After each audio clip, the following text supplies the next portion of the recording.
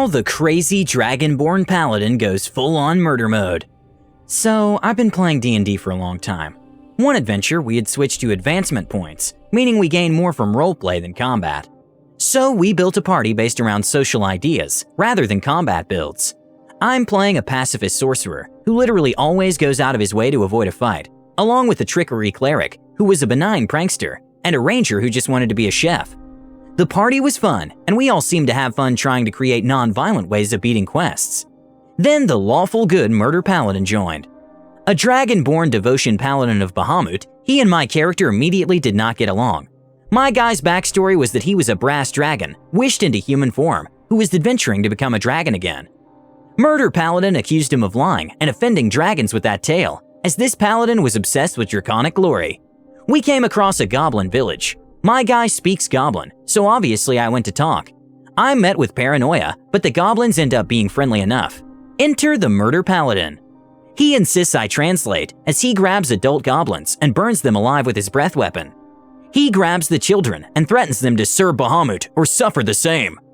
I argue, yelling for the goblins to run away. My party went with the paladin's plan and started gathering the children. I agree, but everyone turned on me fast. They're just goblins, it's not like they're humans. To my guy, these are just children, and he refuses to aid the party. Someone casts tongues, and now the paladin can threaten the children in their own language. The children agree to the paladin's terms, if he'll spare their lives. Once they sobbingly agree, he brands them and chains them up. I argue, how can you be lawful good and do this? The murder paladin retorts, they are evil creatures. I'm giving them a chance to serve my god for the betterment of their lives. They'll be grateful. I wanted to start PvP, but Murder Paladin had an insane AC due to some magic items and stat building, and my sorcerer is not built for combat. And the rest of the party was now laughing at this debacle, for my sorcerer looked pretty pathetic compared to him. Realizing that there would be no way for my sorcerer to continue to be a member of this party, I said my goodbyes and went my separate way. Next session, I brought in my lawful evil Yuan Ti, who burned all the children to death, by accident, when Murder Paladin was going to sell the children to slavers to get coin for his church. And to be perfectly clear, I killed the slavers too. We journeyed on, and my guy found numerous ways to subtly ruin all of Murder Paladin's plans. My Yuan Ti had an INT of over 20, while Murder Paladin had dumped INT in favor of building entirely for AC. Thus, the player knew I was a saboteur, but the character remained clueless, especially since the party thought it was funny. My boyfriend joined the party soon after, and Murder Paladin left the table, as my boyfriend has a reputation for being a strategist, and thus always gets forced into being party leader. The campaign died soon after, as the party quickly beat the adventure, once he was leading us. It all ended with Murder Paladin and I, who were friends in real life, deciding amicably to not play at the same table again. However, he did join a table where I was DMing, which is a whole other story. So, I put together a public homebrew Curse of Strahd group. I like to encourage creativity, and we ended up with some colorful characters.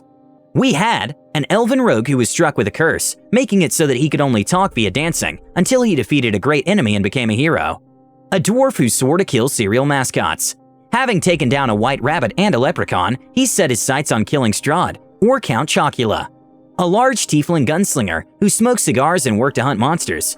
Yeah, he was Hellboy, and I'm close friends with the dude, so I love the reference. Then Murder Paladin wants to join, and he specifically wants to play that exact character.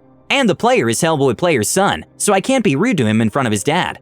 I tried to argue that his paladin was level 5, compared to everyone else's level 1, but the book allows for over 9th level, so after a long discussion I was forced to agree by the party, who just wanted to get started. The first 10 minutes consisted of me vetoing the Murder Paladin's menagerie of mounts. Giant scorpion? No. Elephant? No. Rhino? More like Rhine hell no. Eventually I tell him that he's been separated from his beasts by the mists of Barovia, that he will get them back as soon as the one causing the mist is gone. Firstly, the party finds an important NPC, Ismark, one of my favorites. The party ignores his pleas for helping to protect his sister from Strahd. Eventually though, the dwarf gets the idea to observe the sister and trap Count Chocula in action. While the rest of the party took sensible posts, Murder Paladin decides to break into the sister's room and stare at her. She wakes up and freaks out, and he starts threatening to do bad stuff to her. I warn Murder Paladin that his god won't look kindly on that. Murder Paladin claims he's bluffing, that he wouldn't do something like that. Eventually, Ismark and his sister blockade their home from the party and they leave. After doing some searching, they discover the house has been attacked recently by werewolves, who have been spotted around the country. To Murder Paladin, this means very wrongly that the werewolves are causing the mists. So they eventually come face to face with Strahd himself, and Murder Paladin offers him a deal. The party will kidnap and deliver the woman he wants if Strahd will not interfere with them slaughtering all the werewolves. Strahd does not agree to this, but calls them amusing and wonders how long they will survive before he vanishes dramatically. Dwarf blames Murder Paladin for letting his target get away, and PvP ensues. Unfortunately, Murder Paladin wins easily due to the level gap, and Dwarf leaves the table angrily. After that, Murder Paladin pulled out his trusty brand and tells the party that they must now convert to his religion and be marked, or he will kill them all.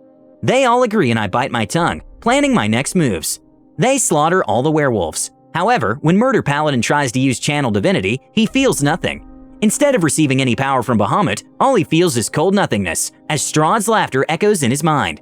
This makes him mad, really mad. They eventually come to a place called Argynvostold, filled with paladins so holy that their righteous power has sustained them past death, creating eternal revenants who can use radiant power, and they don't fear holy symbols or suffer from turn undead. These paladins, who worship a silver dragon, see Murder Paladin as a profanity after he tries to convince them to be branded and join his army. They fight him and none of the party go to help. He is cut down and the player calls it bullcrap, that I singled him out to die and that it was all unfair. He storms out and his father apologizes profusely. After that, the dwarfs soon rejoined and the party progressed through the adventure smoothly. They got someone that removed the brands. The dwarf killed Count Chocula, the rogue became a hero and his curse lifted, and Hellboy got his target. Murder Paladin and I are still friends, but he will never play my table again. Happy ending. Alignments are not for everyone, but if you're playing Lawful good, you have to at least try. Or be chaotic evil and murder away. Please let us know what you think and comment below. Don't forget to subscribe to our channel All Things D&D. Our next video will be posted in 2 days, so stay tuned for more amazing Dungeons & Dragons content.